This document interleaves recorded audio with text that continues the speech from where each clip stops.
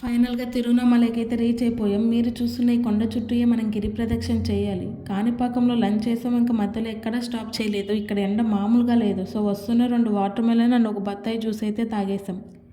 So ఇంక లోపలికైతే వెళ్ళిపోవాలి. ఇప్పుడు మీరు చూస్తున్న గోపురం మెయిన్ గోపురం. దీన్ని రాజగోపురం అంటారు. సో ఇక్కడ కొబ్బరికాయ కొట్టి కర్పూరం వెలిగించి గిరి ప్రదక్షిణ అయితే స్టార్ట్ చేసేయాలి. సో అమ్మ కొబ్బరికాయ అయితే కొట్టేసింది. ఇంకా దండం పెట్టేసుకొని గిరి ప్రదక్షిణ అయితే స్టార్ట్ చేసేయాలి. గిరి ప్రదక్షిణకి ఎందుకు ఫస్ట్ ప్రయారిటీ అంటే కష్టపడి వచ్చిన భక్తులకి ఫలితం ఎక్కువ ఉంటుందని నమ్మకం. అంటే ఇక్కడ చూస్తున్న రోడ్ మ్యాప్లో 14 కిలోమీటర్స్ అండ్ లింగాలు ఉంటాయి.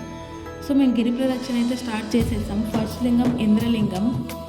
ఇంద్రలింగం అని పేరు ఎందుకు వచ్చిందంటే ఇంద్రుడు తన అహంకారాన్ని గర్వాన్ని వదిలి భక్తితో భగవంతుని ఆరాధించిన చోటు ఇదే అంటాం. ఇక్కడ ఇంద్రలింగాన్ని దర్శించుకోవడం ద్వారా మనలోని గర్వం తొలగి భక్తి పెరుగుతుంది అనేది ఇక్కడ నమ్మకం. అంతేకాకుండా ఇక్కడ దానం చేస్తే మనం చేసిన పాపాలు తొలగిపోతాయనేది నమ్మకం.